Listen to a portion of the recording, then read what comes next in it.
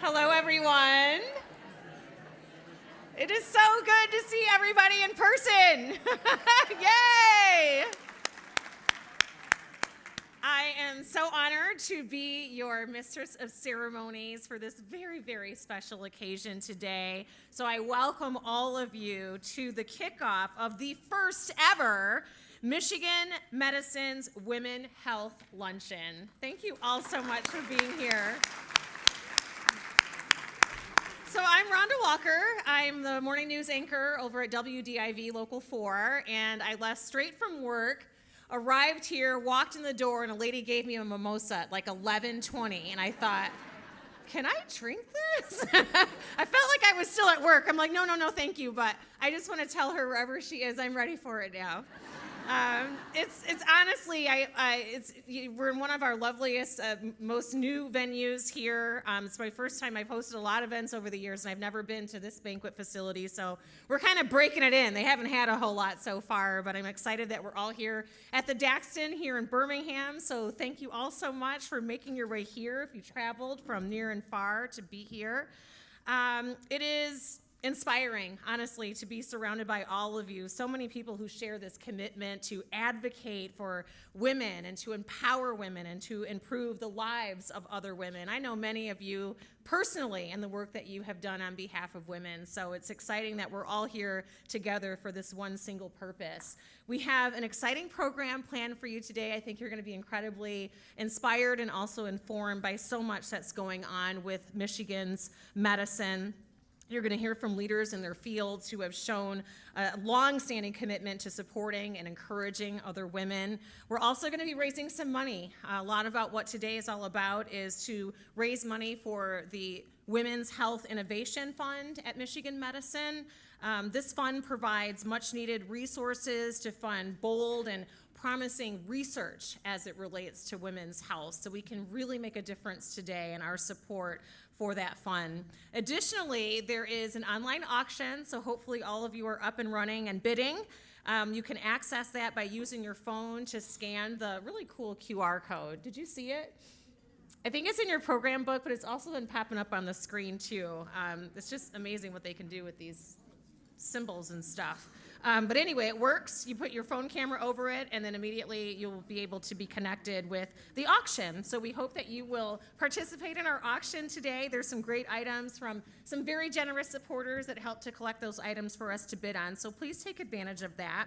The auction will remain up and running until about 1:15, so you have some time. You can also use the QR code or the giving employee, the envelopes that are right on your table as well. You can use that if you're inspired at any point during today and you want to make a donation. We will now hear a video. We have a very, very special video message from a woman who has spent her career on a national basis advocating for girls and women, and that is Valerie Jarrett. Valerie Jarrett is a former senior advisor and assistant to President Barack Obama for public engagement and intergovernmental affairs. She also chaired the White House Council on Women and Girls. In addition to that, she's now the CEO of the Obama Foundation. She is co-chair of the United States of Women, and she is also a chair of the board of When We All Vote. What else do we have in common with Valerie Jarrett? She's an alum of Michigan. She earned her Juris Doctorate, if you didn't know, from the University of Michigan Law School back in 1981. So she has a very personal connection to the University of Michigan and all of us here today. One of our Women's Health Luncheon committee members actually has this connection, Juliana Smoot. She introduced us to Valerie Jarrett, so we want to thank Juliana. Where are you, Juliana? Big thank you to you for making this connection possible and for enabling Valerie to have a very special and inspirational message for us all via video. So take a watch.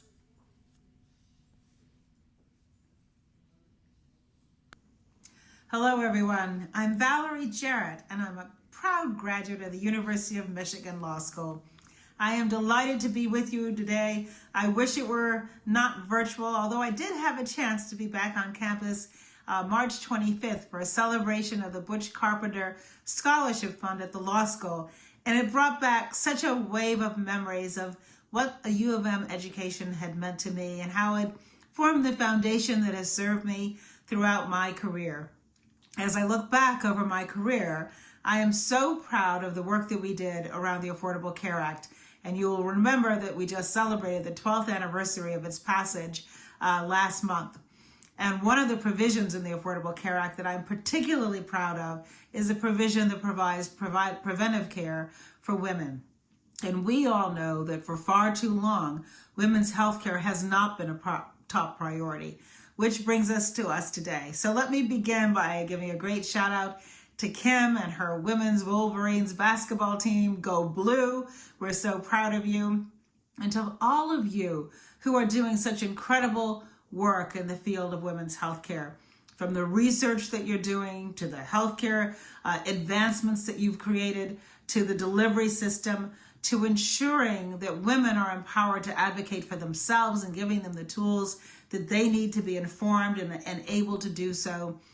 And also importantly, to the very important work you are doing around closing the disparities in healthcare along both the income and racial lines, closing those gaps that have grown only larger in the face of this pandemic is such important work that you do. So I want to thank you for everything that you're doing. You inspire me. You are a beacon of hope, not just for me and for folks in your service area, but all across the country. And what I hope going into the future is that many try to copy the work that you are doing so that we continue to improve the healthcare delivery system in our country for women who deserve everything that you are doing on their behalf. So thank you again. It's a privilege for me to be here with you. I just regret that it's virtual, but please know I am there with you in spirit. Congratulations, everyone.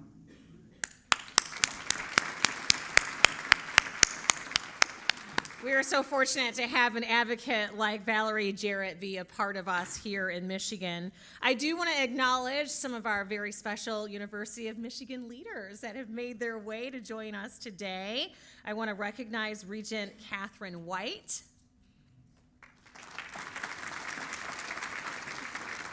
President Mary Sue Coleman and her husband, Dr. Kenneth Coleman, Vice President for Development, Tom Baird, thank you.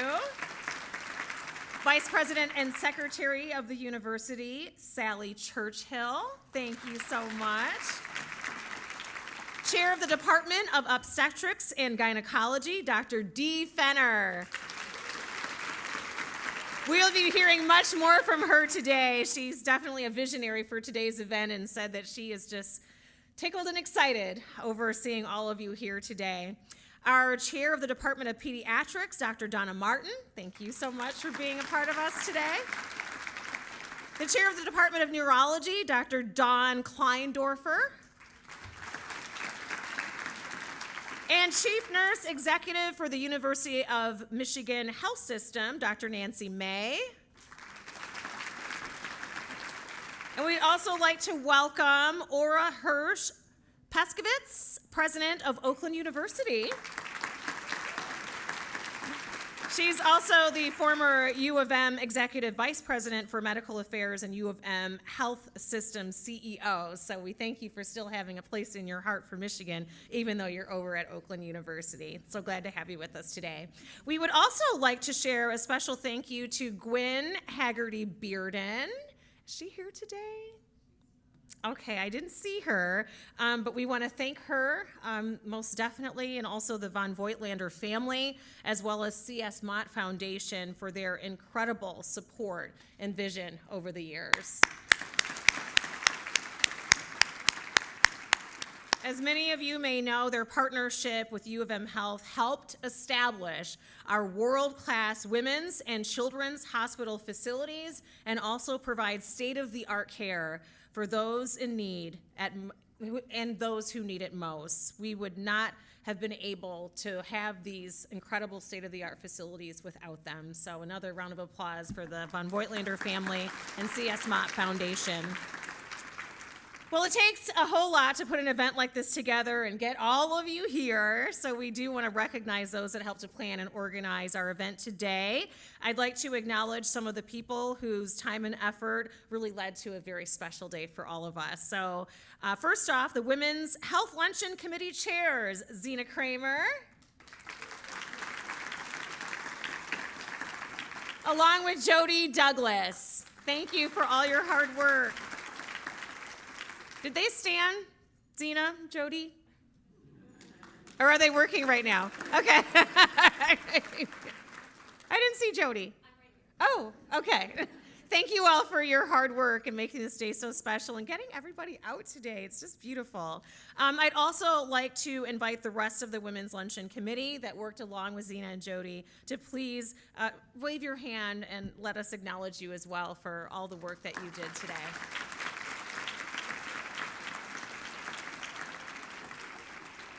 And finally, I'd like to ask all of the event sponsors, which is everyone in this room, to be quite honest with you. We want to acknowledge you as well, our sponsors. If you could please stand and be acknowledged for your extra commitment and generous support for this event today.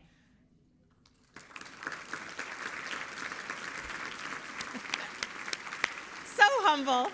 That is all of you. You are all sponsoring this event today, so thank you so much for your support and your commitment to our mission this afternoon. Well, at this time, I would like to take the time to introduce Luann Thomas Ewald. She is the Chief Operating Officer of CS Mott Children's Hospital and Von Voigtlander Women's Hospital. She's one of the most energetic and bubbly, happy, smiling, bright people that I've ever seen. I just love seeing her. She's just a burst of energy, enthusiasm, and positivity. But boy, does she get the work done. She's one smart cookie.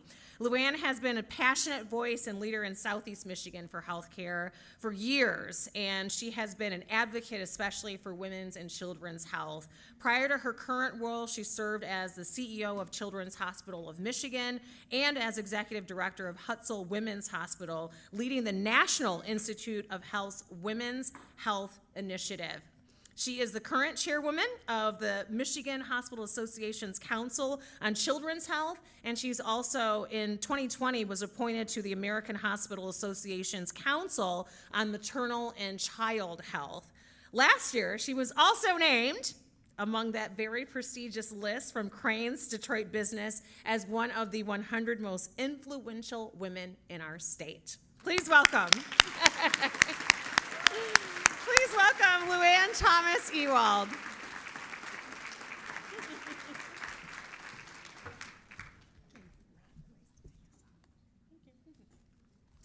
Thank you, Rhonda. I couldn't think of a more special person to help us with this event than Rhonda Walker. As most of you know, she is the founder of the Rhonda Walker Foundation. And a lot of the things that we are going to be talking about today, Rhonda is trying to instill in teen girls in the inner city to focus on themselves, give them a purpose, give them passion, so they'll grow to be successful leaders like so many of you in this room. So Rhonda, thank you for what you do every night, every morning when we see you, but thank you most importantly for what you do in your free time to make a difference for all girls throughout our state. So just know we appreciate you, and thank you for your grace and dignity and for supporting women and women's causes. So thank you so much, Rhonda. And if you've looked at the auction packages, we also want to thank Rhonda for, again, giving of her time. There's an auction package. I brought it up here. The QR code is right on the back of this brochure. And for those of you that haven't used QR codes, just take a picture of it like you're going to take a picture of your daughters, yourselves, your grandchildren. Just take a picture and the link will pop up. Rhonda's package is a tour of the WDIV studio and for 4 guests. And so if you have an aspiring daughter or granddaughter or son or grandson, or I heard some of you in this room who actually been on the package for yourself, please continue to have those bids coming in. It is such a special treat to be able to spend the day with Rhonda. So thank you again, Rhonda. We are here today, as you've heard, to celebrate and empower women, to be a catalyst for innovative medical care and treatments, to advocate for women less fortunate, the underserved, and to raise much needed support for the Women's Health Innovation Fund and inspiring research at Michigan Medicine.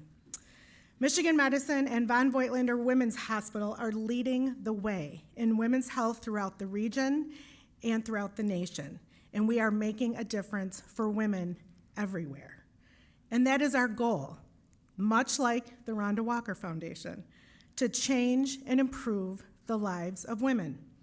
We're here to talk about how we take better care of ourselves, how we take better care of our mothers, our grandmothers, our aunts, our daughters, our friends, how we can ensure that each of them, as well as women across the state, the country, and the world, have access to the treatments, the screening, and the advancements that they need to be healthy and well. Women power our nation, and we want that to continue. This is a mission that is shared by everyone within women's health at Von Voigtlander Women's Hospital and across Michigan Medicine. Our physicians, our scientists, our nurses, our residents, our fellows, our volunteers, and so many others are committed to making sure that women of all backgrounds have access to the services and the expertise when they need it and where they need it. We have physicians that travel to Traverse City, to Flint, to Detroit, and other communities throughout Michigan, and we're talking about how we can even expand further to create that world-class care and provide the access that so many women need and deserve because they don't have the option in their area. And the research and the teaching opportunities driven by our faculty are enabling advancements that are changing medicine and impacting women all over the globe. If I can just share one story that was so impressive to me, within 30 days, in 2020, April 2020, 30 days after the pandemic started, our obstetricians and gynecologists, we were trying to keep children, we were trying to keep women, we were trying to keep everybody out of the hospital if you didn't need to be there. We didn't understand COVID. Our adult side was overrun, and we were trying to protect pregnant women. So if they didn't need to be in the hospital, we didn't want them in the hospital. We didn't understand what was happening. So within 30 days, our physicians, our scientists said, let's change how we deliver prenatal care. Let's start to deliver prenatal care virtually. Let's rewrite the script on prenatal care that hadn't been rewritten in 40 years. So what they also did was provide, through philanthropic funds, we provided women with blood pressure cuffs so they could monitor their own blood pressure at home instead of having to come into the hospital to get their blood pressure and fetal heart tones monitored at the hospital. We let them do that from home, and they reported their results to our physicians. So now, something that we did in a crisis, now we're looking at as best practice. That's what happens at Von Voigtlander Women's Hospital. And I couldn't be more proud. I'm lucky because I get to see this every single day within Von Voigtlander Women's Hospital and get to work alongside these amazing people on our team. And I know that if there's anyone that can provide a brighter future in women's health, it is the brilliant, innovative, compassionate people at Von Voigtlander Women's Hospital and throughout Michigan Medicine. And it will be all of you in front of me today, because we're all here for a reason. We all have stories about family members, about close friends, or even about ourselves, and personal experiences that have inspired us to come together to fight for women's health and to spark some change. We have lost many women who are dear to us because science hadn't advanced as quickly enough to heal them. Or we may have experienced our own frustrations in trying to find answers in adequate care. My personal story, my own mother was misdiagnosed, not at Michigan Medicine, for 2 years and was being treated for symptoms that had nothing to do with what was really going on. This past fall, she came to Michigan Medicine. She had had ovarian cancer. I had one call to Fenner saying, "What do I do?" She said, "Get her here." And she is in treatment at Michigan Medicine. They have given us hope. They have given us a path forward. And for that, I will personally always be thankful. Thank you. But still, we need to be worried about the future we are leaving our daughters and granddaughters, who may continue to be diagnosed without the proper research, without the proper moving forward and focus on women's health. And all of that changes today. Today we are here because we can make a difference. We all share a vision where women and our well-being are the top priority for health systems, research institutions, and policymakers. That's why we're here. And the proceeds from today's luncheon, the auction, and any generous funds that you make today will all go towards the Women's Health Innovation Fund at Michigan Medicine for those purposes. It is so exciting because it provides the early stage research in women's health topics, areas of science that typically do not receive funding and resources or attention. And while that reason is enough for us to be inspired about this initiative, the Women's Health Innovation Fund carries an even greater significance. It is in giving women in medicine a greater opportunity to follow their passions, to spark ideas, to work together, and provide a perspective that science continues to lack in the area of women's health. So by coming together today, we are showing that we are ready to change medicine. We are ready to influence policy, and we are ready to make sure that women's voices are heard. But today is only the beginning. After we leave here this afternoon, it is on all of us to get out there, to share our message, and to make sure we continue to build the momentum that we have raised and generated today. Because women deserve hope, so desperately deserve hope. I encourage you to remain engaged with us after this event. Please reach out to us. Please share your ideas, your concerns. Let's work together. And let's help raise awareness and support as we take on challenges impacting the health and well-being of all women. This luncheon is about sharing strength and empowering one another. I have been waiting 2.5 years for this event. So as you're all excited to be here, you have no idea how excited I am, because I know together we will make a lasting difference.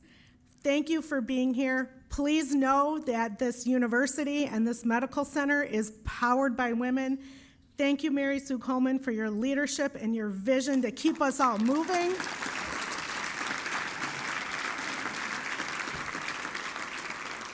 I want to thank my partners. I'm not going to say in crime. I'm going to say my partners in passion, Dr. Fenner and Dr. Donna Martin. The three of us, if you didn't realize, are women, and we're powerful women, and we're driving the Mott Children's Hospital and Von Voigtlander Women's Hospital forward. We are not shy. We are not quiet. And we move, and we're bold, and we move through and advocate for what we know our patients need. So thank you all for being here. Right now, we're going to flip into lunch. So please enjoy each other. It's a blessing for all of us to be together and see each other and be able to eat together. So please enjoy, and then we will start the program up after lunch. So thank you very much.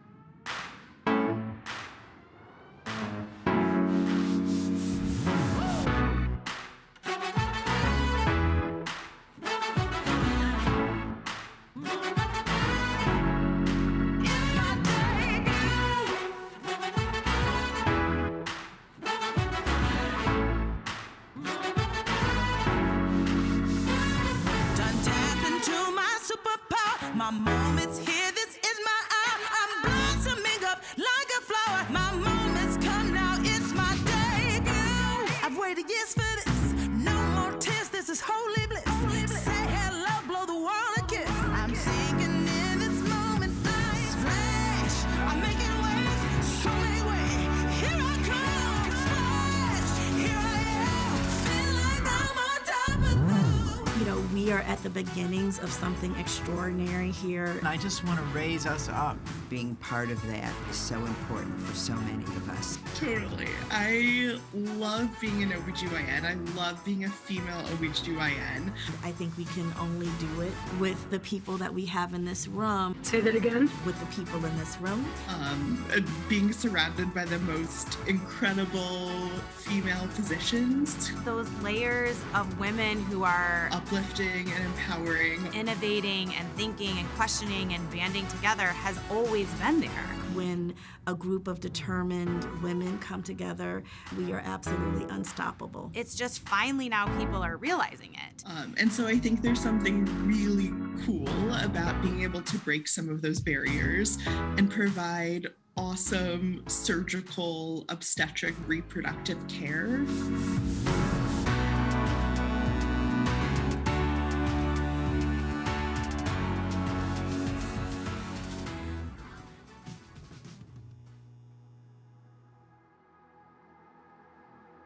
Women's health research is an area that, regardless of where you look or how you measure, has been underfunded, under-resourced, underappreciated. Neglected for way too many years. There's a lot of ground we have to make up. Why is it important to have women, at the table? Why is it important to have us in the room? Why is it important to have us in leadership? Because quite frankly, if you don't, you're working on, half a tank of gas, half of your hard drive, half voltage. It's been very helpful to have more women in surgery. It's been very helpful to have more women in psychiatry. It's been helpful to have more women in GI medicine because they think about women's issues. What I've learned working with my female colleagues is the importance of building relationships with patients.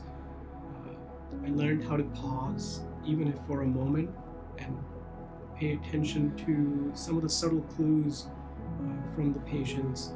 I have many amazing male colleagues that I've been so fortunate to work with. Those voices are important too. I'm just a proponent that we need everyone at the table. I think the thing that we want to bottle is our drive, is our curiosity, is our persistence, and is, quite frankly, our love. Women and medicine is constantly evolving. For so many years, there were so many studies that were not done, that could have been done, that should have been done.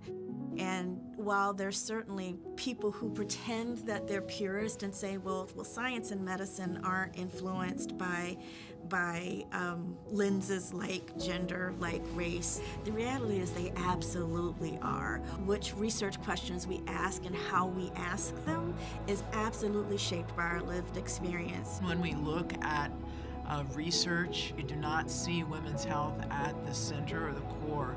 If you look at the NIH dollars spent, if you look at the number of R01s, our major NIH funding mechanism, women's health, women investigators are not funded at nearly the same level as our male counterparts. When I compare where we are in obstetrics to other fields like oncology or cardiovascular medicine, there's a lot of ground we have to make up to understand our disease processes and actually what's going on at the molecular and cellular level. We have infertility, we have reproductive endocrine disorders, we have fibroids, we have pelvic floor disorders, urinary incontinence, prolapse, cancer of all of the female organs, including breast.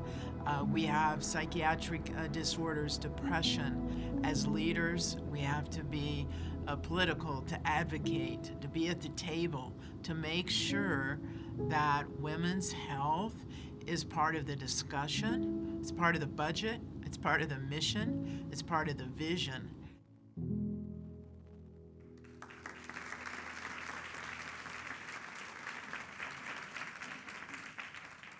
That was such an inspiring and uplifting video. Now it is our pleasure to introduce the University of Michigan President, Mary Sue Coleman.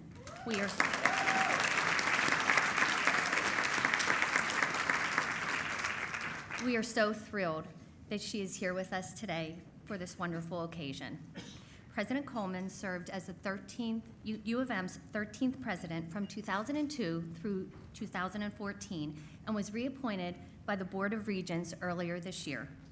From 2016 through 2020, she was the president of the Association of the American Universities, which represents the country's leading research universities.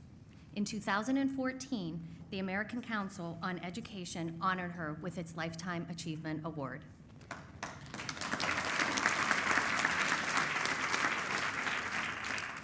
President Coleman has dedicated more than 50 years to public higher education, including leadership at the University of Kentucky, University of North Carolina, University of New Mexico, and the University of Iowa, where she was president for 7 years. In addition to all of her accomplishments, she has always been a champion for women's health, an advocate for women to pursue leadership roles. Please join me as we welcome President Mary Sue Coleman. Thank you.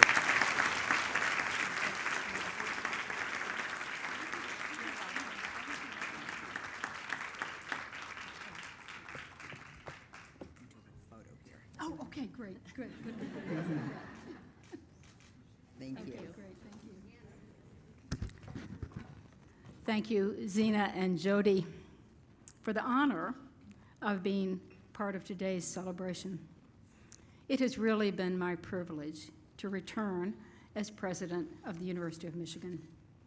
It provides me with the opportunities like this to recognize and celebrate the life-changing research that we conduct every day to advance women's health. It also allows me to reconnect with dear friends who have done so much to support the university that we all love.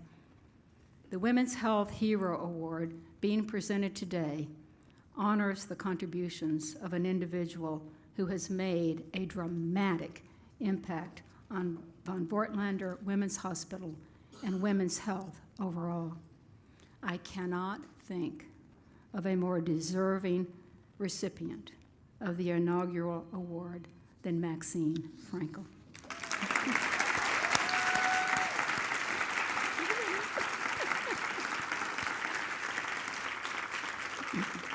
Maxine is a philanthropist, patron of the arts, Michigan alumna, and steadfast supporter of innovation in medicine. It's hard to believe, but we've known each other for almost 20 years now. Time goes awfully fast, Maxine. Maxine has a long history with the university. She attended classes in Ann Arbor from 1961 to 1964 and graduated with a Bachelor of Arts degree from U of M Dearborn in 1966. In 2006, Maxine and her husband Stuart provided a gift to build a stunning addition to the U of M Museum of Art. This generosity doubled the museum's existing space and created an important new venue for our collections. Their gift reflects the Frankels' commitment to making the visual arts accessible to the community. During the Michigan Difference campaign, I worked closely with Maxine as she co-chaired the National Campaign Leadership Committee. Her leadership and advice played a critical role in helping to raise a record $3.2 billion, which we used for programs, research, and capital projects throughout the university.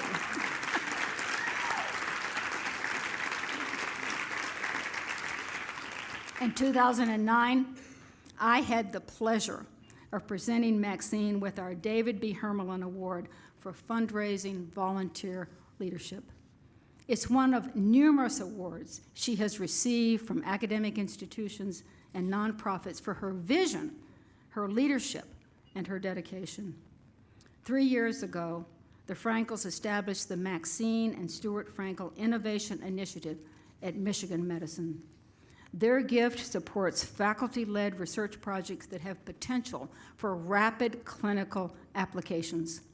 At Michigan, We are deeply committed to translating our research into therapies and cures, and this investment plays a vital role in bringing the best ideas forward rapidly. Maxine, thank you for your partnership, your vision, your commitment, dedication, and support for all of these efforts and initiatives. I am thrilled. You may now come forward, Maxine.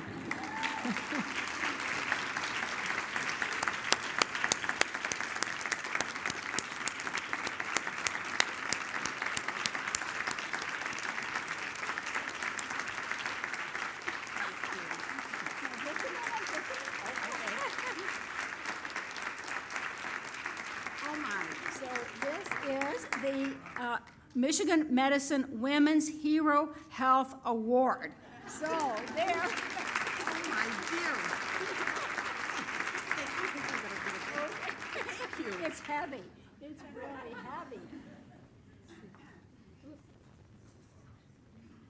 There.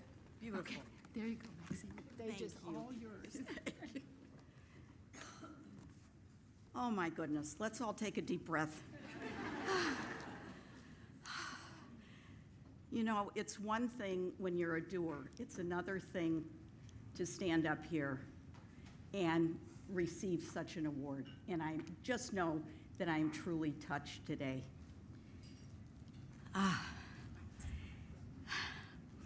A special thank you to President Mary Sue Coleman and to Dr. Dee Fenner for today, for their leadership in their fields, and for role models for us all.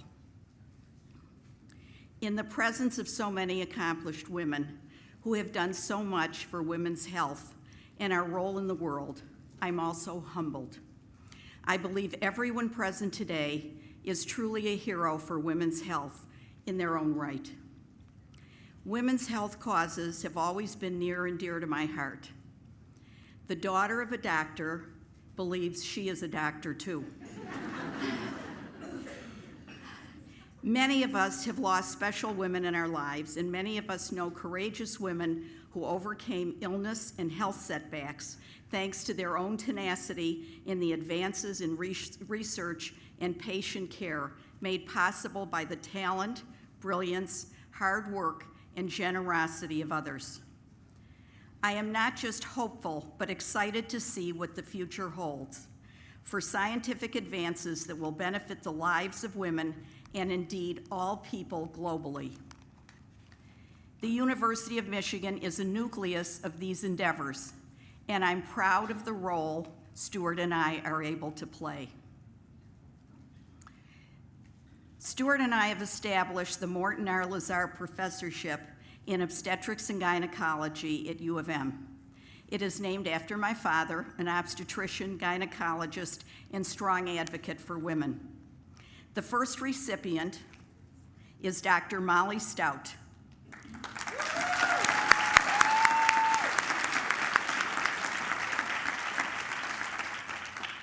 I wish my dad could have been here today. He would be thrilled to meet Dr. Stout and to know that she is carrying on his legacy. One of my dad's legacies was his work to reduce pain during labor and childbirth. This was a revolutionary idea in medicine in the 1940s when he started practicing. My dad, a U of M med school grad, described his practice of obstetrics as a labor of love. His sister, who is here today, my aunt, can testify to that.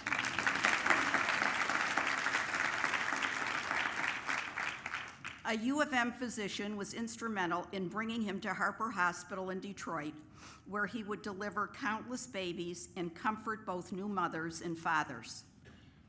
Dad enlisted in 1943 for service during World War II and served 3 years in the South Pacific as an Army surgeon in a MASH unit, surviving his own ordeals under attack from suicide bombers and treating the wounded from mustard gas, jaundice, malaria, and the Bataan Death March. One of the tortures performed by the Japanese was to cut off a person's thumb. It rendered the hand useless. Dad was able, through surgery, to reconstruct a semblance of a thumb making the hand usable again. In 1946, when he returned to Detroit's Harper Hospital, he began administering epidurals. Many of you in the room had the benefit of the epidural. The epidural was to eliminate pain during childbirth. Few doctors knew how to administer those back then. During the twilight of his life, when asked what he thought about recent medical advances and about complex legal, ethical, and moral questions over advances in medical technology, he said it was all so remarkable. He expressed his excitement for advances made in numerous areas, like in vitro fertilization programs, prenatal corrective surgeries, 3D fetal imaging, and surrogacy. And his answer was, "It's a new frontier." We stand on the shoulders of so many people, like my father, who worked so tirelessly, sometimes risking their own lives, to alleviate human suffering, to advance medicine, to advance science for women, girls, and all people. It is not only an honor, but a great responsibility we all share to continue this work in our own ways. It is also a great joy. One of the ways Stuart and I are giving back is through the Frankel Innovation Initiative at U of M. You heard a little bit about that. This brings together biomedical innovation and entrepreneurship to move transformative projects toward commercialization. Some of the endeavors I am most proud of, Dr. Stout, are a device to help predict preterm birth, Dr. Stout's research, and a cell therapy for premature ovarian insufficiency. I like to think that my father would be proud too. And I'm grateful you are here today as we journey together through this new frontier toward better health for women and girls everywhere. Thank you all.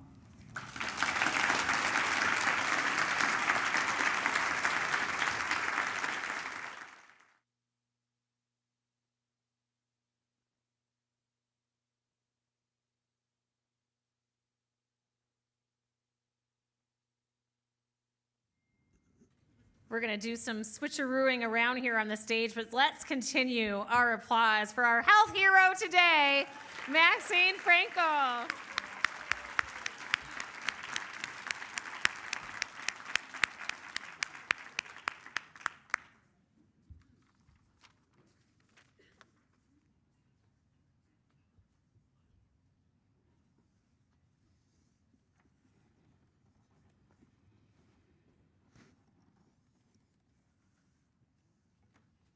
A round of applause for our stage hands today. And also for the Daxton, our incredible servers, chefs. It's been a wonderful experience so far today. So before we get to the next part of our program, I want to remind you about our auction that is ongoing right now. Be sure to take your phone and hover over that QR code on your program. I tried to go through the whole process at lunch, and I'll admit it takes your attention away from the people at the table. So that QR code will work when you leave here, when you get home, and when you have time to work on making your donations. So you can do it that way, but the auction does end at around 1:15. So if you have an item like lunch with me, or maybe the wine basket, or there's an opportunity at U of M. I was reading there's quite a few cool items that you have there, so you might want to make sure that you're one of the people that wins that bid. But donations, I'm sure, will continue on well after you leave here, so not to worry if you weren't successful like me. I think I had a password issue with the login. Anyhow, just want to remind you about that. Also, we have a unique part of our segment that's planned now. We're going to talk a little bit more in depth and get into some of the great minds and leaders over at the University of Michigan to talk more about women's health, where we've been, where we are, where we're going. So for that, I am very honored to bring up to the podium Dr. Dee Fenner.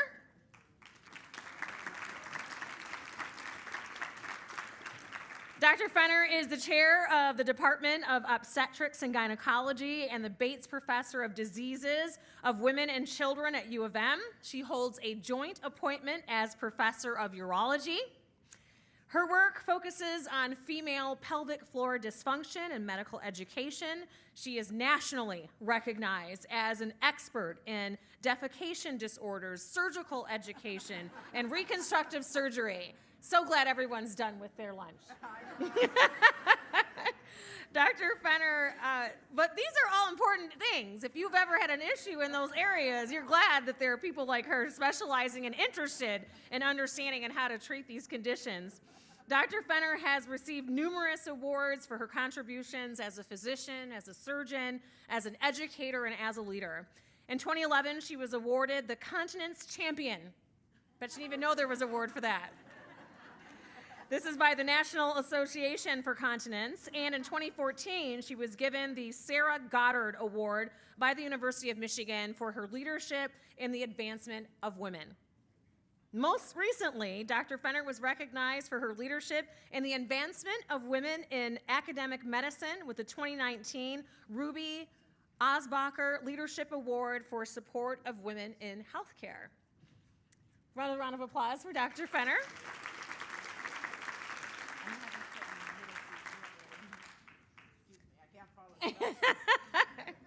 And next up, we have Kim Barnes of Rico.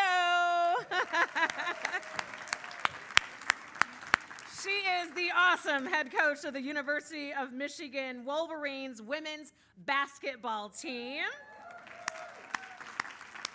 They had an awesome run in the NCAA tournament, making it to the Elite Eight this year. She was named the 2022 Big Ten Coach of the Year. For the second time, I might add. And also, she is the winningest coach in program history. This year, she led the Wolverines to their highest national ranking ever in the history of the program. She has led the Wolverines to at least 20 wins in 9 of her 10 seasons as the head coach. So congratulations to a great, great season.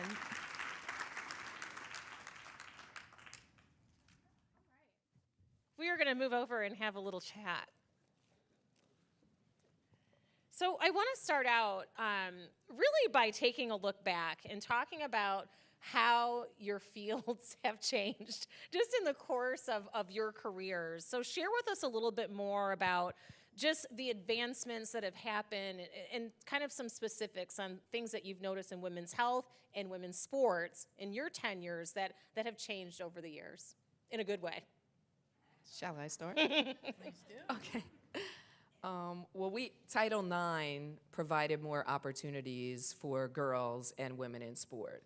And I think when those when opportunities happened, we have equal scholarships to the men, and we have chances for, I would like to go into how I met Dr. Fenner as well. We have chances for our student athletes to have wonderful opportunities. And I know my first year at the University of Michigan, I had a young lady in my program who was a senior at the time, and she came to me and she said, "Coach, I want to go to medical school, but I don't feel that I'm ever going to have the opportunity to go to medical school because I invest so much time on the basketball court." And she was one of our captains and one of our leaders, and she said, "My grades are, maybe a 3.8, a 3.7. How am I going to get into medical school with the other students that are just focused with their head in the book and really just worried about their studies when I'm doing so many other things?" And as fate would have it, we were at our academic banquet, and I was at the table with Dr. Fenner, and we had an opportunity to meet, and Kate was with me, and Kate had an opportunity to meet Dr. Fenner, and Dr. Fenner said, "Kate, you need to just come over to the hospital and just shadow with me. Let me take you around." And she showed her, what that opportunity was going to look like. And she said, being a student at our medical school is so much more than just your grades. How do you connect with people? How are you a great teammate? How are you a great leader? How do you handle adversity? How do you budget your time? Your basketball experience has set you up for all of that success. So she spent, I think, a year in the lab with Dr. Fenner. And then she went to medical school, and here we are, not not too many years later, she's a doctor, a mom of 3. But I just, yeah. It's one of many stories, but just the opportunities for women have changed, and the opportunities for girls have changed. We're certainly not there yet, and I know, each of us can probably give so many examples of areas where we need improvement, and I think that's why we're all here today. But for me to sit in a room with all of you, it is inspiring. And every day I get to work with young women, and every day I get to preach about being a powerful woman and how important it is to be an advocate. And then today I get to hear all of you and see all of you, and I'm gonna run back and I'm gonna tell our team, there are a lot of people out there just like you, and there are a lot of people that are showing us the way. So continue to push forward, and I think that's really important. Thank you, Kim. Yeah. I think my mic's on. So, how have things changed? Oh my goodness. When I started medical school, 20% of the class was women. Now we're in 50 to 55% of the class. So while we've gained in numbers, we still have a lot of other opportunities in terms of leadership positions. We've seen so many great leaders, and I'm so blessed to have from both the campus and President Coleman and others here today, and our nursing and colleagues and others, but we still have a long way to go. You heard in that video one of our amazing faculty leaders, Dr. Marsh, who's sitting on the table across from me there, talk about, the opportunity. That's the word I hope that we continue to focus on. I mean, there is talent everywhere. There are so many young people, men and women, but certainly we talk about today, we're focusing on our girls and women, and to think about what is their opportunity and how do we open those doors? How do we make sure that we level that playing ground? How do we make sure that we provide the opportunities for them to fulfill their dreams, to be everything that they want to be? And so, women's health plays a key role in that. From childbirth throughout life, it's the opportunity to control your destiny through contraception and reproductive justice, to decide when and how and where you want to become a mother, should you desire.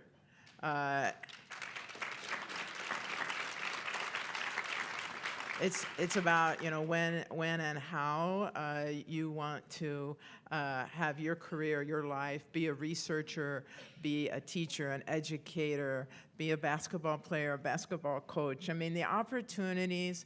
I look around this room and I see so many amazing women across the spectrum of possibilities, and that's my passion. My passion through women's health, but also my passion through mentorship and advocacy. Because again, I know that unless we can control our reproduction, unless we have autonomy over our bodies, that women will not be able to be all that they can be. That is definitely a whole nother conversation we could get into today, but it wasn't on my list. But you talked about barriers and challenges. So, like you were talking about the women in this room, and we look at just the women empowerment and the strides that we've made and the positions that we have, but yet you still say we have a long way to go. So help us understand what those barriers and challenges are and what you're doing to overcome them. Yeah, I think that's a great point. And I have 3 children, 2 daughters. And I know my youngest one, she tells me everything, sometimes too much. But she came home from a kindergarten class a number of years ago, and she said, Mommy, we need to talk. And I said, what's wrong? You need to go meet with my gym teacher. I said, oh boy, what's going on? She's like, well, he had the boys go to one side and the girls go to the other side. And then he had the boys run 2 times up and back, and he only had my group only run halfway up and halfway back, and then we were finished. She was 5. So I think that's like the narrative. It's the picture that is painted that sometimes we might not be able to do as much as the boy next to us can do. And I think it's really important, and in my house, that's all I say. You have to be an advocate. You have to use your voice. You have to speak up. You have to use your platform. And those are things that I say to my team every day. And it's important for them to do that. But everybody has a different personality, and everybody has to find their way to do that. But I think you touched on something really important, is that we do have those mentors, and we do have those role models, and those people that are behind us showing us the way. And we need representation. And it is important when I look out and I'm like, wow, there are all these women. And so many times, I'm sure all of you go to speaking engagements and there are never this many women. Usually I sit up here and I try to count 1, 2, 3, and I could count, okay, I left and there were 5 women today. And when I look out here today, I'm like, okay, how many men are here? Wow, there's only 5 men, that's pretty cool. So I just think it's really important that we continue, and this past year and over the course of COVID with our team, you know, so many different issues that happen around our country, whether that was gender equity issues, inequality. We were in the bubble last year when we saw the men's weight room compared to the women's weight room. Just, you know, we were together as a team during COVID when the stuff happened with George Floyd, and those different things gave us opportunities to connect and to grow and to have those difficult, hard conversations, and then figure out what we were going to do about it and how we were going to use our voices and how we were going to use our platform to continue to fight for change. And I think that's really important. Mm-hmm. Absolutely. Dr. Fenner, do you want to touch on just the conversation about the barriers and the challenges and what we all can do and what you're doing to overcome them? Sure. I think some of the first barrier I would say is belief. And that is for all of us to instill that belief in young women and girls that they are just as good, that they have a right to be at the table, they have a right to be leading the table. They have a right. And so to first try to instill that confidence, and we do that in many ways. We do that through mentorship. We do that by, you know, taking Kate under our wing and say, you can do this, we can help you do that. We do that by just simply, I will say, seeing the amazing number of leaders and women in this room so that they can say, unlike when I was coming, there weren't women leaders. I didn't know a women's surgeon when I was in medical school. There weren't any women surgeons. And I look out, I see my breast surgeon colleagues and others here. You know, one of my goals was to have a waiting line at the women's restroom at a surgical meeting. I remember telling a colleague that 30 years ago. I want to have to stand in line to go to the bathroom at a surgical meeting because there were only 4 of us in there at the time, terrified because of being at a meeting with about 100 men and 4 women. And, you know, and you say, are we there yet? You know, I'm president of a national society this year. It's the oldest OBGYN society. I'm the 5th woman president. It's over 100 years old. So yes, have we made progress? And certainly I rely so heavily on my allies across the gender spectrum to support us all. I just think the other message is this isn't about, you know, pushing anybody down to raise anybody up. This is about elevating us all. And as long as we keep that in the forefront, we're going to continue to do great things. And establishing equality. Thank you. Kim, you talked about disparities, and I can't ever remember being so furious when I saw during the NCAA tournament, when the women's tournament and the men's tournament was going on, everybody's in their hotels. The men have this massive ballroom full of gym equipment, and the ladies had like 1 dumbbell from each weight. It was infuriating. And so disparities, they still exist, and whether it's recruiting. And so talk a little bit about the disparities and just for us all to understand where we are. They definitely exist, and I think everyone got to see them last year inside that bubble. But if it wasn't for that bubble, they might not have had that opportunity. So I think, we are always fighting the fight. And I think that's something that we have to remember. We have to continue every single day to fight for change, to fight for a seat at the table, and continue to grow. And I think last year gave us the opportunity to use that platform. It's the new generation. It's the student athletes that I get to coach every day. It's the students at the University of Michigan. That younger generation is fighting for that change. And they use their platform of social media, stuff that I was fearful to do, stuff you were probably afraid to do. Oh my goodness, I'm gonna be called that woman. Or, I'm not gonna get the next opportunity because I spoke up about it. But the young ones, they're not afraid. And they really use their social media platform to draw attention to that. And it drew so much attention. And when people heard about it, they wanted to help. They weren't okay with it. And I think that's really important. But if they didn't hear about it, they wouldn't have known, and it would continue. So that was definitely a huge step. But like we all talk about, we're not there. But I think that's part of our responsibility, is to continue to fight for that. And I think it's relevant to look back at how far we've come as well. I mean, there are still ways to go as we're painting the picture, but look at where we've been. Yes. Disparities also in terms of just opportunities within the college, with leadership opportunities. Are there major challenges in that area too, just being able to have that chance? Well, I'm going to let you go, but I think about this. I'm sorry. I always, think. I'm never ever the quiet one, so this is kind of nice. I'm teasing those who know me. I'm sorry. Okay. So, but just on my way here, when I'm thinking of different things that I want to touch on, and your children are always such great examples, because they really show you what the world is like coming up, and they remind you of where we are.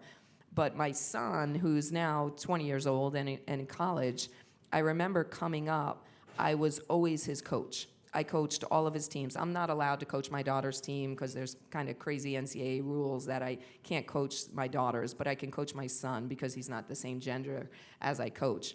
So I always coached his teams growing up, and it was fun, and the boys all loved it, and they send me messages. I was their favorite coach, all the great things that you hear. Well, then he got to high school, and all of a sudden he never had a woman coach again. Only men could coach him. But the interesting part in women's college basketball is half of the coaches are men. In men's college basketball, there may be 1 or 2 women that are not head coaches, that are assistant coaches. So I always reflect on that, and I wonder what happens. What happens in that transition from middle school to high school, or from high school to college, where, it's no longer the same? And how can we really change that? So I think it starts, when they're young, and that's really important. So I know I keep giving my stories, Dee, but I'm done. It's your turn. You mentioned the number of researchers, the number of surgeons. So help us reflect on some of the disparities as it relates to those positions and opportunities. Yeah, there's certainly significant opportunities. We've seen great strides, and again, I want to celebrate as well what I've seen, the transformation during my career. But there's still gaps. Some of these I'll touch upon a little bit more in detail, but I will say, if you look at leadership in medicine as a whole, and some at our own institution, you look at, there are certainly gender disparities that we can work on. There are disparities looking along other types of ethnic groups, other types of race. And why is that so important? It's just important to have new ideas, different ideas, representation. People, we all come from our own backgrounds. We all come from a different perspective. And we know by the great, work here, Scott Pate, that we do better when we have different voices, when we have many different ideas coming together to promote and to give those opportunities to make sure that we're including everybody and that women's health has been left behind. It's been left behind in many areas of funding. It's been left behind in supporting the researchers. And again, I'll give some of that data in a little bit later. But we need to be our advocates. We need to be like your 5-year-old daughter. We need to be able to say, hey, stop, listen to me, and let's not take this any longer. This room is so exciting to me to see women here, all the people, everyone, to rallying around women's health. I mean, this is like every holiday from every religion and every group all rolled into one for me to look out and see everyone here to support women's health. So what does the pipeline look like as we look at women coming into medicine, going to medical school? Is it a huge increase? How does it equate compared to men? Yeah. So, we are, it's roughly 50-50 now. But there's, so medicine, in terms of MD, so I want to think broader. I want to talk a bit about our, all of the healthcare providers. We look at our nursing schools, the shortages of students going into nursing. Then we look at our occupational therapists, our PTs, certainly our PhD researchers. And I look at Lori Isom, my pharmacology chair, who's here to support. In those areas, the gender balance is still off in many of the areas. And the numbers going into healthcare field, the women going through PhDs, and it's still down. It's still not there.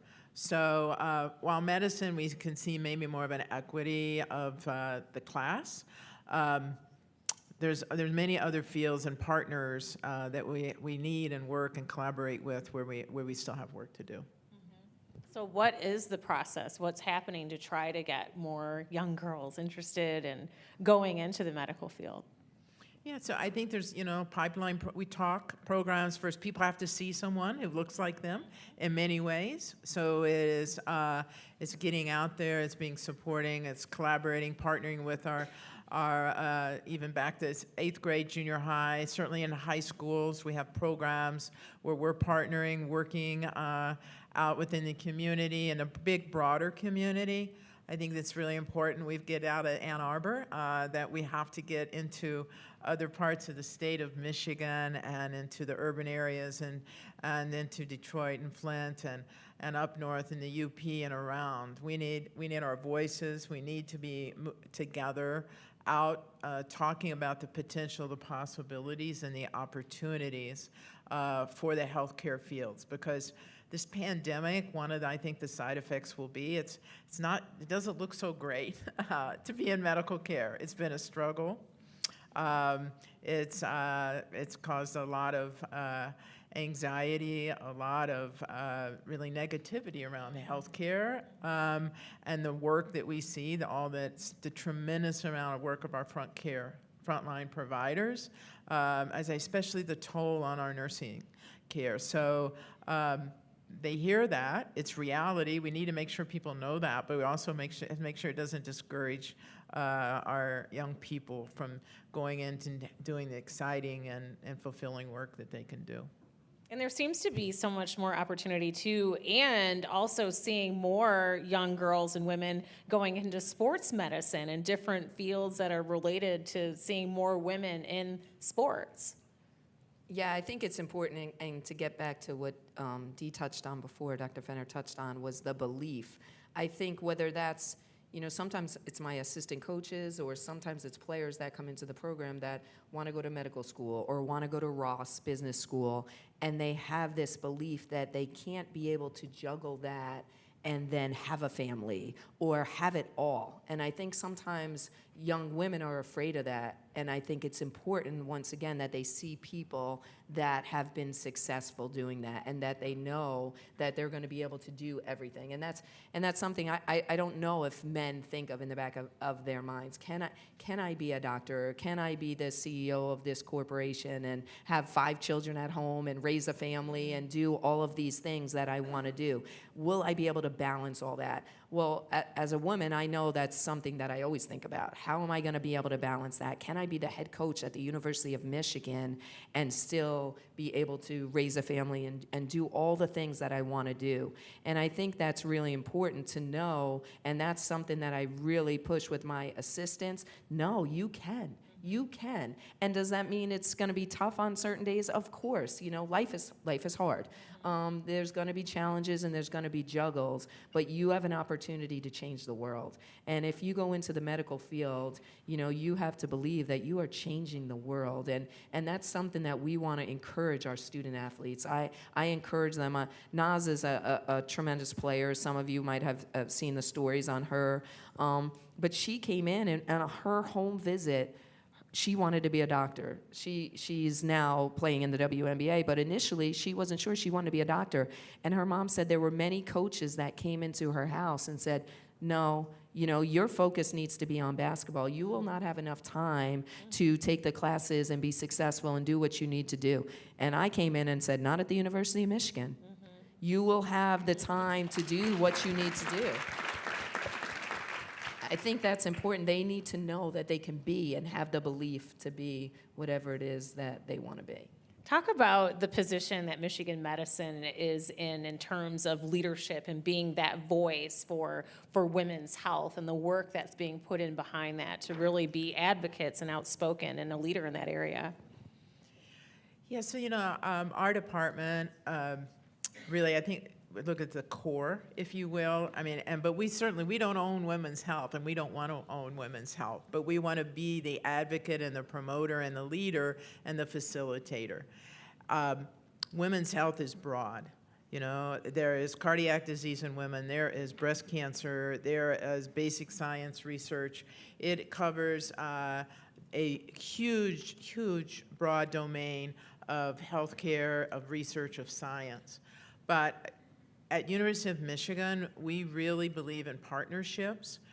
I say that one of the easiest things about being at the University of Michigan is collaboration. And I've been at several other leading universities in this country, and one of the biggest differences, at least at our medical school and with campus, is the ability to collaborate. So I know I can reach out and say, you know, I was talking, Dr. Isom, I have this amazing young investigator who was sitting in the back of the room who wants to look at placenta and opioids. You know, it takes a phone call. She says, great, here's a couple mentors. Does she want to be in the lab? What are we going to do? We don't talk about money necessarily. Initially, we know it's going to take money. We know it's going to take support and resources. But our first initial conversations are about, great, how can we make that happen? And that's quite frankly how it works at our university. So it really enables us to do team science, to reach out, to have great collaborations, and for us to be leaders in women's health. And whatever kind of national rankings or whatever types of surveys that get done, I think whether it's in medical education for our students and our residents, whether it's in research, whether it's in advocacy, quality of care, most certainly. Our department is nationally recognized and seen. And so when the New York Times wants a quote, or NPR wants to talk to somebody, those are daily occurrences. And so that's just validation, and it is really the recognition. I get the honor of leading an amazing group of physicians and teams, our midwives, our nurses, everyone that goes into certainly caring for patients, but both, I say, our missions of education, of research, of taking highest quality care of our patients. And I always add, you know, developing tomorrow's leaders. That's That's really our job. If you're going to come to Michigan, you need to be prepared that we're going to train you to be a leader. And that's what we want, to go out and to get out and around the world to be able to help and improve women's health care. Well said. Do you want to add anything else? No. I think we're just going to let you keep the mic and keep going. Terrific. But thank you so much for letting us just talk a little bit more about where we are and where we're going. And Dr. Fenner has a bit more that she would like to share with you that she alluded to. So I'll let you take over the podium. Thank you. Thank you. Thank you.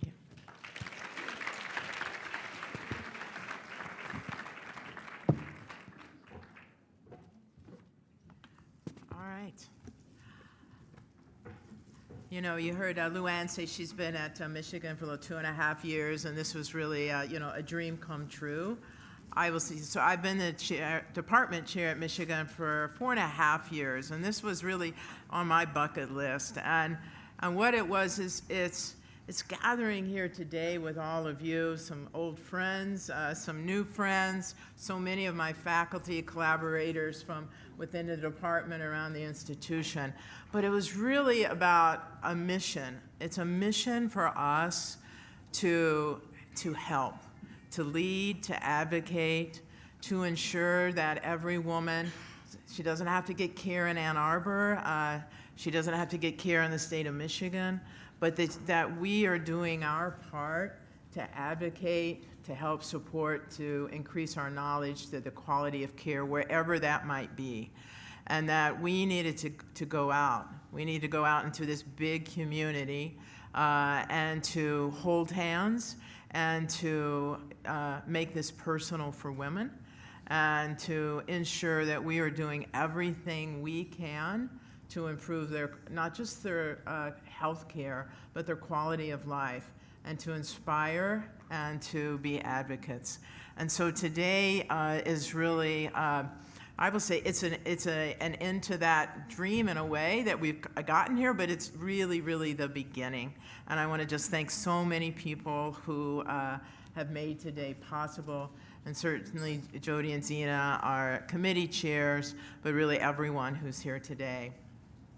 So I said I wanted to just touch on a few points and to really answer some of those questions about some of those facts. So why is it that this is such a vital issue for all of us? And so I'm going to talk about some awareness. Let's look at how we can improve women's health care across the lifespan. And secondly, how can you help us to support research and to expand on our knowledge to improve care.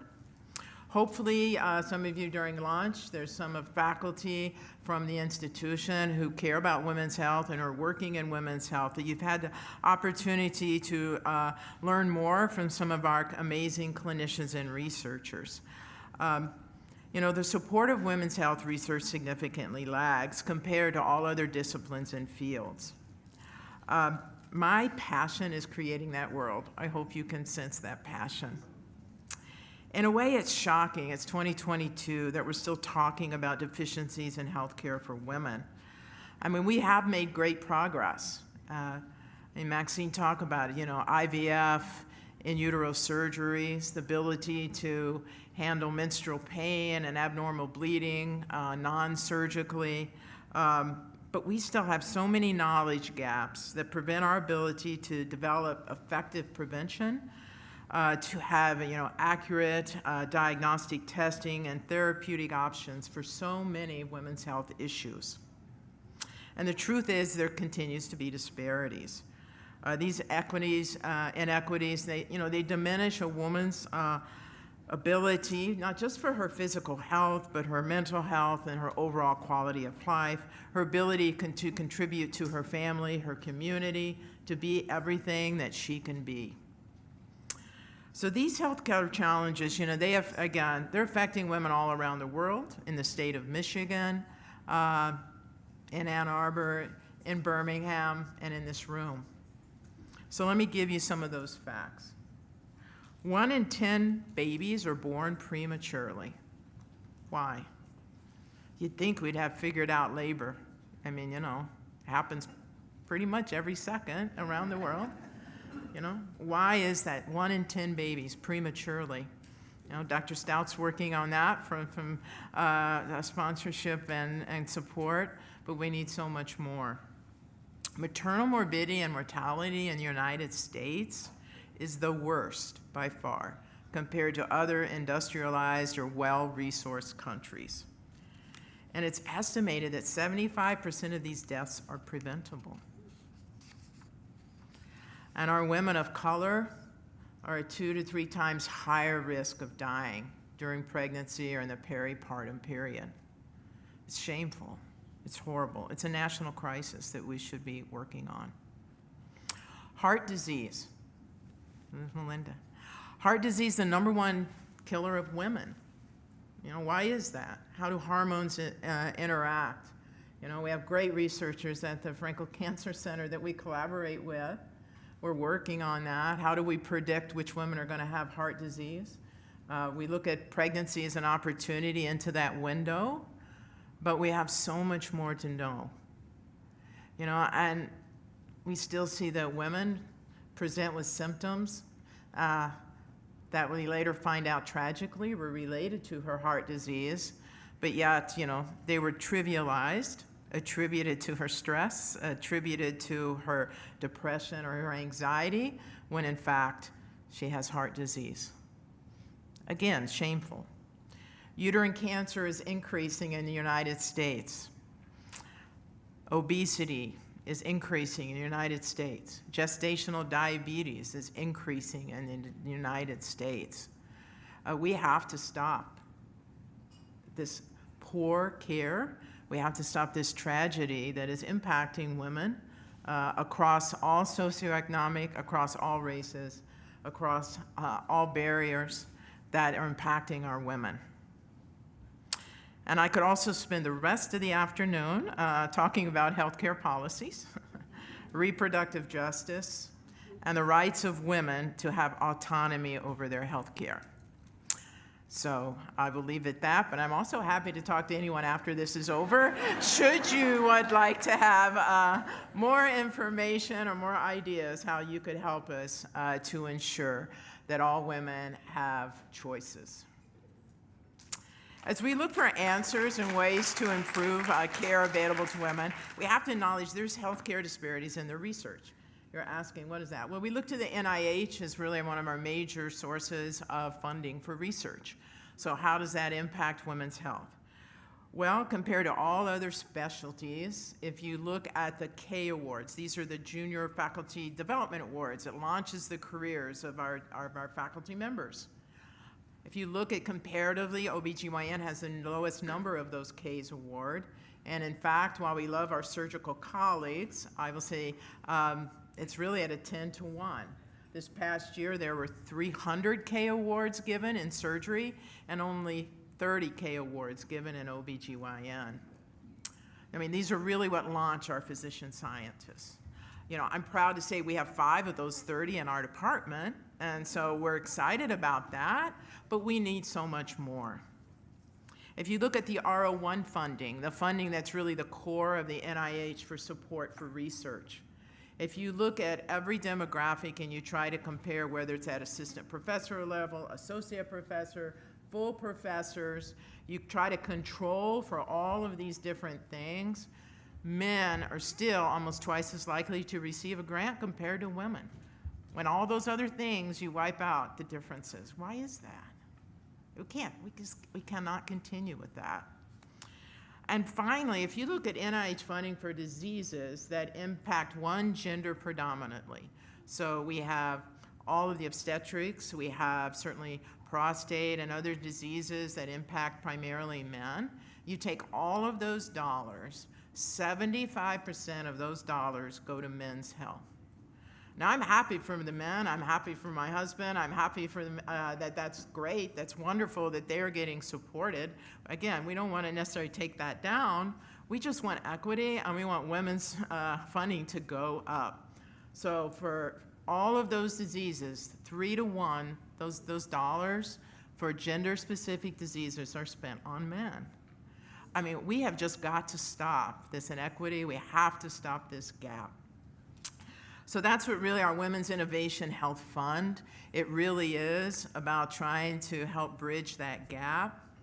How can we support the brilliant investigators in my department and around Michigan Medicine and the university to help support women's health care, to fill in the gaps of that knowledge, to be able to create and develop the next treatments for endometriosis, to be able to figure out how do we diagnose and care for women with fibroids, how do we do a clinical trial for the next ovarian cancer drug, how do we help support data that can inform policies around insurance and the peripartum period for women, how do we design and innovate to stop preterm labor, how do we design new surgeries and therapies for urinary incontinence, pelvic organ prolapse, depression, breast cancer, all of these diseases that impact women.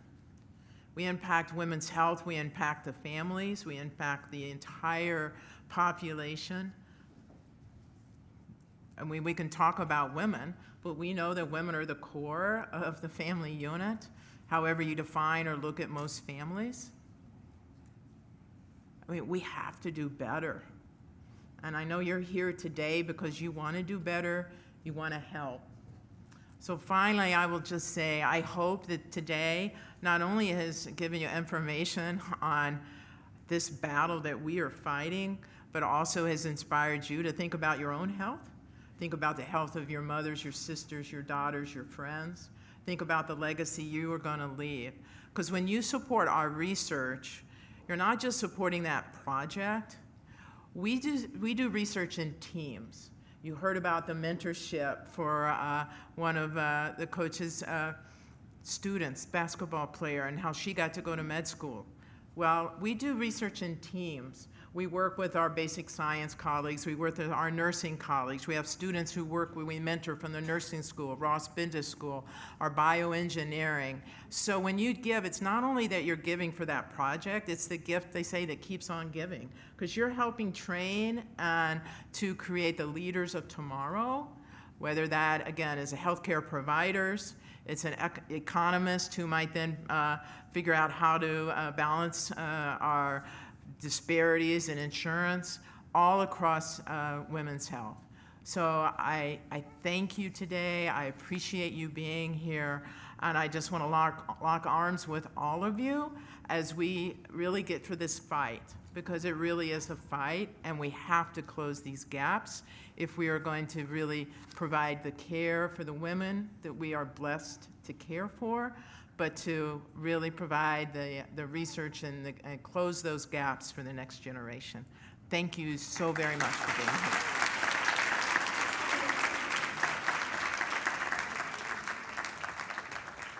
Oh my gosh, let's hear it once again for Dr. Dee Fenner. You are amazing. I don't want anyone to leave because we want to take this moment. It is giving time, so I don't want to lose anyone's attention because this is really the purpose and the reason that we're here. We've given you all of this information, and now we want to support the Michigan Health Innovation Fund so that we can help these researchers and help all of the transformative care that's happening in Michigan medicine. So I wanted you to see where your dollars go and what kind of impact that they can have in a larger scale down to a smaller scale, but whatever you can give. And if you don't want to do it right now with that QR code, you can take it home with you, make a decision, send a check, do it by credit card, or do it right there online. But I wanted to talk specifically about the $25,000 giving approach. That can be a springboard to the early stage research that drives health policy changes, and that can really enhance the care that's available to all women right now. The $15,000 gift could launch a pilot study, a study looking at new and innovative ways to diagnose and treat women's cancers. I have a personal story. One of my dear friends, his mother was diagnosed with bladder cancer last year. She went to a hospital not far from here that told her that she would have to have her bladder removed and that her prognosis was very, very grim. And so she went to Michigan Medicine for a second opinion. She remembered asking the doctor who told her that she had to have her bladder removed how many times that he'd treated patients like that and done that surgery, and he said 5. But he was really sure about what he was diagnosing her with and what the treatment process was going to be. And then when she went to Michigan Medicine, she met up with a doctor, woman, who had done hundreds of these surgeries and let her know that she didn't need it. And in 6 months, she's cancer-free. So when I see that we can make an investment of $10,000 to help further studies in that area, I definitely know that it's worth it, because I have a dear friend whose mother is alive today with all of her female organs, thanks to Michigan Medicine. The $7,500 gift could help further medical care and training to assess timing for at-risk patients, to receive genetic testing for breast and gynecological cancers. There's a $5,000 donation that can launch studies to assess the best ways to treat chronic pain in women and the long-term physical, mental, and financial consequences of prolonged pain. Wouldn't it feel good to know that you made a donation that was able to make a difference like that? For $2,500, that can grant researchers access to large data tests that can help identify health disparities and how those impact care. A $1,000 donation can collect pelvic floor clinical data for Dr. Fenner for one patient, enabling physicians to assess her postpartum recovery and also risk for developing pelvic floor conditions after birth. $250. If that's your giving range, you can enroll several mother-baby pairs in a clinical and biological sample database that allows a mother through all steps of her pregnancy and provides data that can lead to advances in care. And finally, the $100 gift. You can supply Michigan Medicine with labs, with test tubes, with vials, and other supplies that are needed by those scientists to conduct their critical research. So one way or another, I know that there's a way for us all to give further than we have today, and that's all that we ask. Your involvement and your partnership can really, really help provide much-needed resources to areas in women's health that are often overlooked.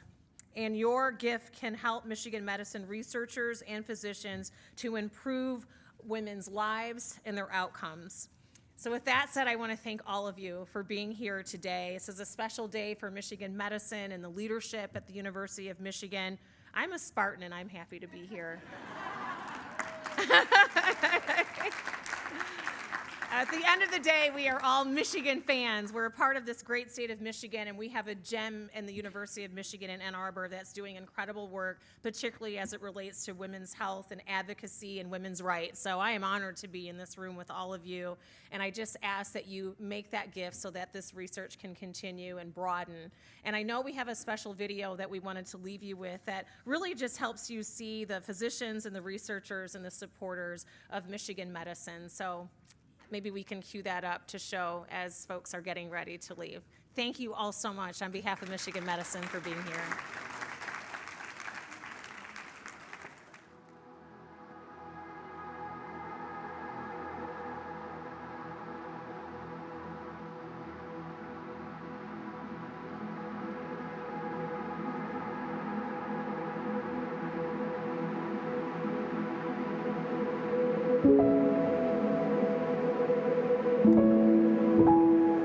If you think about what is one of the #1 complications of pregnancy, it is mental health concerns. Fetal therapy in utero surgery is complicated.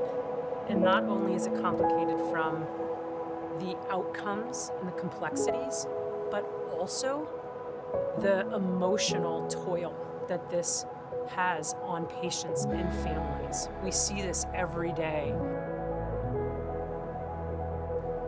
Years ago, we had a patient admitted to our labor and delivery unit for nearly 3 months with a long-term hospitalization because of complexities of the pregnancy. She had a beautiful outcome, was discharged home, and turned around and said, "We need to support people better." And this launched an amazing, long research project. Her vision allowed us to not only study this complex and diverse patient population, but then launch a program that is serving these people.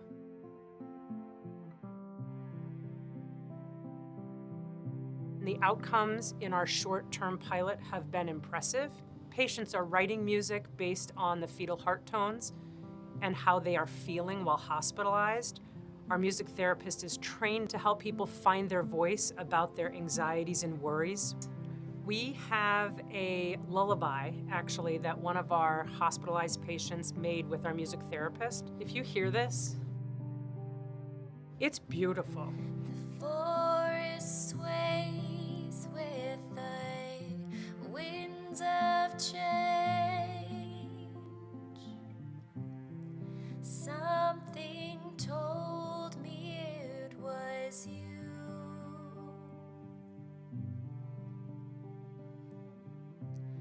Your daddy looked at me with such surprise in his blue eyes.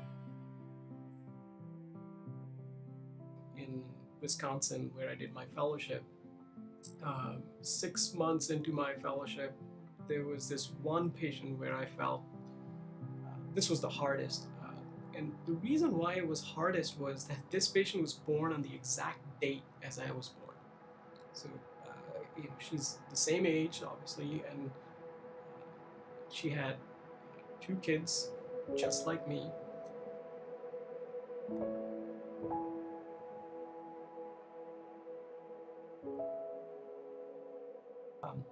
I personally write cards to the families maybe about 3 or 4 times a week.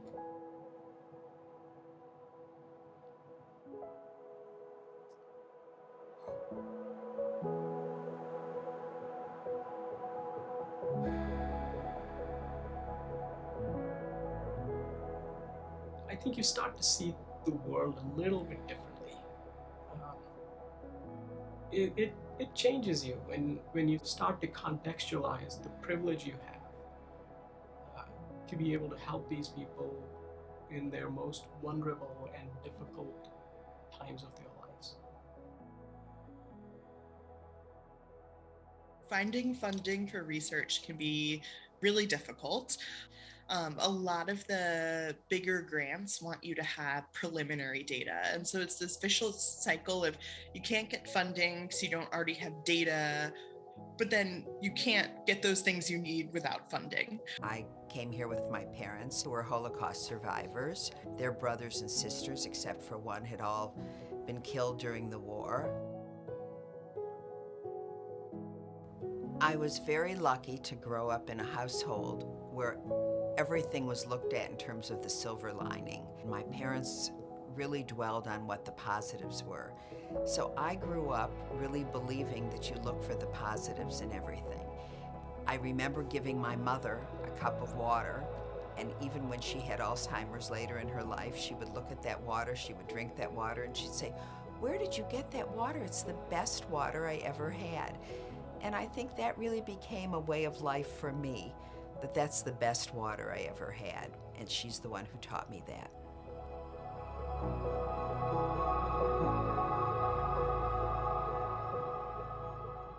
Every great discovery, every new therapy, every new invention, it started with a small project. This fund matters. The Women's Health Innovation Fund is a recognition of all of the steps that it takes to get to the place that you're ready to apply and be competitive for NIH funding. We can't all get funding nationally and get funding at the national level. And so this matters to push things that are important forward. Some of what start out as very small research projects really turn into major projects that really change lives, that really save lives. And there can't be anything better than that. There's nothing that we can't do. There's no challenge that we can't overcome. There's no barrier that we can't move out of the way. I think girl power, or woman power, whatever you want to call it, is a very real thing.